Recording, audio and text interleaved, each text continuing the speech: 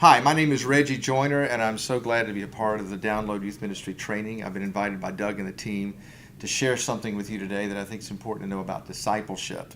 And it's just a privilege to be a part of this. And when I think about what it means for someone to grow in a relationship with Jesus Christ, I go back to a time in my life about 15 years ago when I was with a team of people and they were thinking about starting a church in Atlanta, Georgia.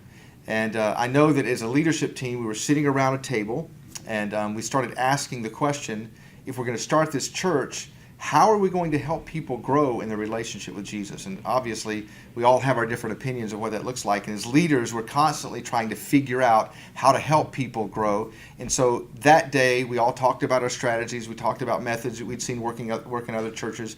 And as we wrestled with it, all of a sudden, the leader of the team, Andy, asked us this question. What if we started thinking about how we grew as Christians? What were the things in our life that caused us to grow in our relationship with Jesus? I don't know, maybe you're sitting there and you're listening as a leader right now, and this is a question that we would love for you to think about. As you go back and you look at your life, what are the things that caused you to grow spiritually, and what are the things that caused you to become closer in your relationship with Jesus? And at the end of the day, there are these defining moments, if you think about, that were catalytic in causing you to grow spiritually. And so what we did that day was a very simple exercise. We wrote down on a bunch of index cards our defining moments, our stories, things that had happened in our life that had moved us from understanding something about God to a different level of that understanding. And something interesting happened in that meeting. As we all put our cards around the table and we started telling our stories, we realized that in each one of our stories, the patterns were the same. That although the sequence was different, and although we'd all had very different experiences in our life, that there was something in all of our stories that seemed to reek similar. And for example, here's some of the things I wrote down that day. I wrote down how when I was 8 years old and I was walking through a farmhouse where the aunt who raised my mom lived, I was walking through her bedroom one night and I heard her pray. And I don't know as an 8-year-old I'd ever listened to an adult pray, but that particular day I was listening to this older lady who had never married, who was a Methodist Sunday school teacher who'd raised my mom, kneel beside her bed, and I listened to her talk to God about me. And there was something in that moment as I listened to her talk to God about me that made me keenly aware of the fact that God was someone you could have a relationship with. And I've never forgotten that moment, because that was like the first moment in my entire life when I realized that maybe God was a God I could have a conversation with. God was a God I could actually talk to. And another defining moment that I wrote down on the card that day in that leadership team meeting happened to me when I was 16 years of age. And I was kind of mad at God because my family was going to move from Memphis, Tennessee to Atlanta, Georgia. And I had grown up in Memphis. All my friends were there. And there was this one moment where I was really, really bitter, and there was a leader in my life, a student pastor leader who leaned into me at that time, and she said to me, I've been praying for you, and I feel like God has a special plan and a purpose for your life. And I know this move is hard, but I just have this sense that God's going to do something with your life. And I can't even explain to you how at the moment when she said that, it didn't mean anything at all because I was so mad at God, until about 6 months later when I was in the new city. And I was walking around a lake one night, and I kept thinking about what she said. And so finally I just decided to go, okay, God, if there really is a purpose and you really do have a plan, could you let me in on that, because I would like to know that. So her words had been a defining moment in my life. And I would fast forward to when I was a senior in high school, and a friend of mine challenged me to memorize the book of James with him.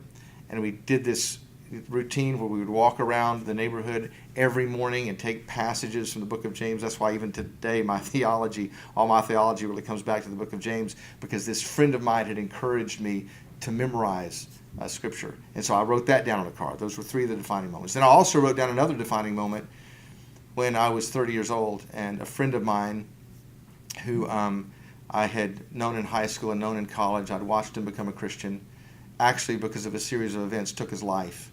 And it was just this tragic moment in my life, and I had to do his funeral. And I was looking through his letter that he left for all of us to read, and reading it that night of his death. And all of a sudden, I started seeing some things about church and about Christianity, about faith, that challenged me kind of in a unique way to rethink everything I'd done. And it was actually a few months later that I launched out with a team of people to start a different kind of church, almost in relationship to this friend of mine's death. So again, I wrote this defining moment on this card.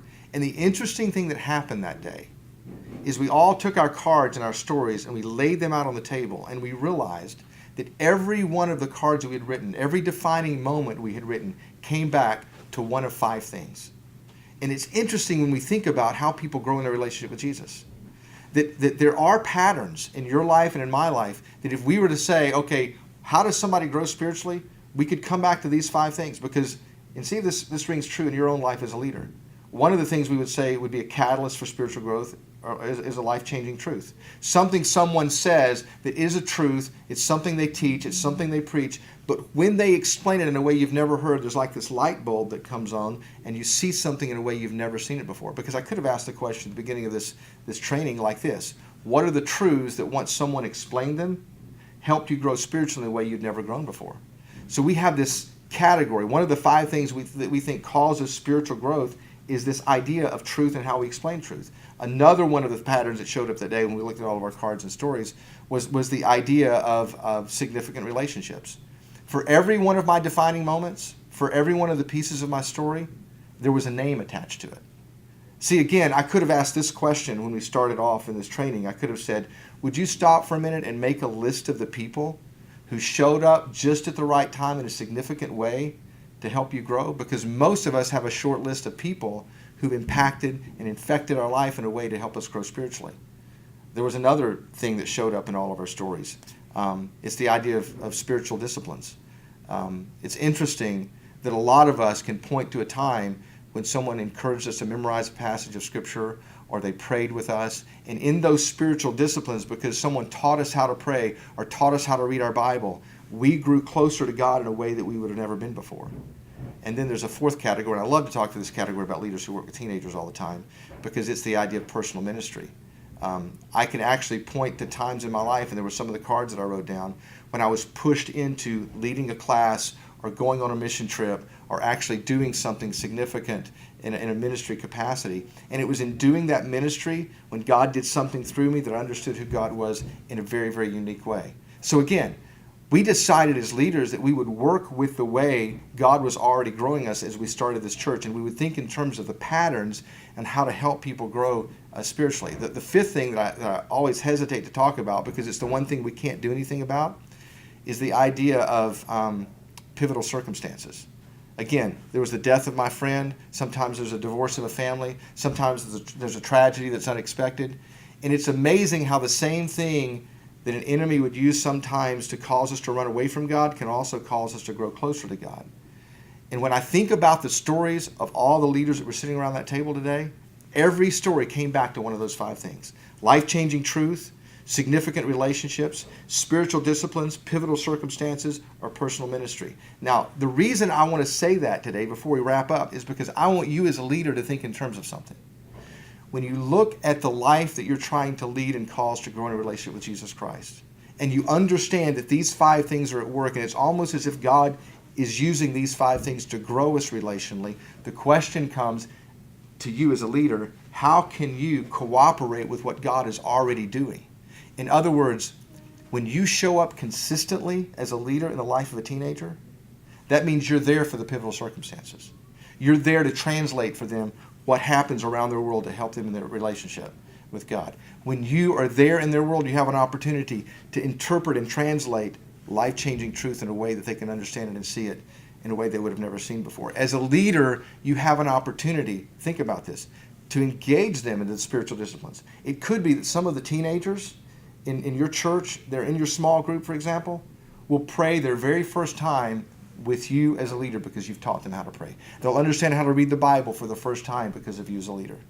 So we love to talk about these 5 catalysts for discipleship because we feel like as a leader, as a volunteer, and as a staff member, we have an opportunity to cooperate with something that God is already doing in our life.